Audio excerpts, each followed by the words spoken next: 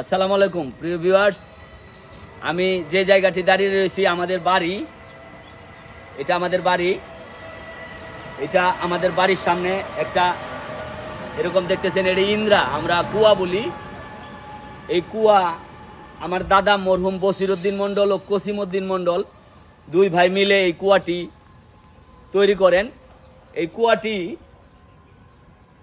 গ্রামের বিভিন্ন গ্রাম থেকে দূর দূরান্ত থেকে পথিক তৃষ্ণার্ত থাকতো। এই তৃষ্ণার সময় এই কুয়া থেকে উঠে পানি খেত।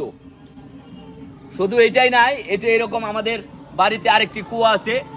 গ্রামে আগে মহিলারা পর্দাশীল ছিল, পর্দাশীল থাকার কারণে গ্রামের মহিলারা ওই পাশ দিয়ে আমাদের ওই বাড়ির পিছনের যে কুয়াটি আছে সেখান থেকে পানি খেত।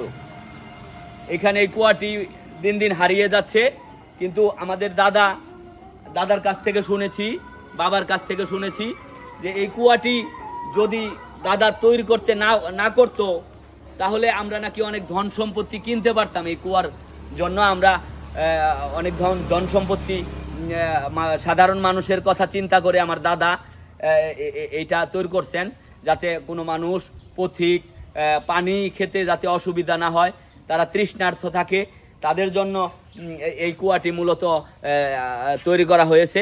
আস্তে আস্তে কুয়ার ব্যবহার, পানির সহজলভ্যতা কমে গেছে, কিন্তু এই কুয়াটি দেখেন কত বড়, অনেক বড় কুয়া। এখন আমরা এই কুয়াটি কাজে লাগাই পানি খাওয়ার জন্য। গরু ছাগল পানি খাওয়ার জন্য এই কুয়া থেকে পানি এখন আস্তে আস্তে এটারও দিন দিন ব্যবহার কমে যাচ্ছে। তখন আমরা এটাকে এখন কি কাজে লাগাইতে পারি, এরকম আপনারা একটা ধারণা দিবেন যে এটা কী হলে ভালো হবে। এই কুয়াটি যাতে জনম দাদার এটা টিকে থাকে, তার জন্য আপনাদের কাছে পরামর্শ চাই। ধন্যবাদ সবাইকে, ভালো থাকবেন। আসসালামু আলাইকুম।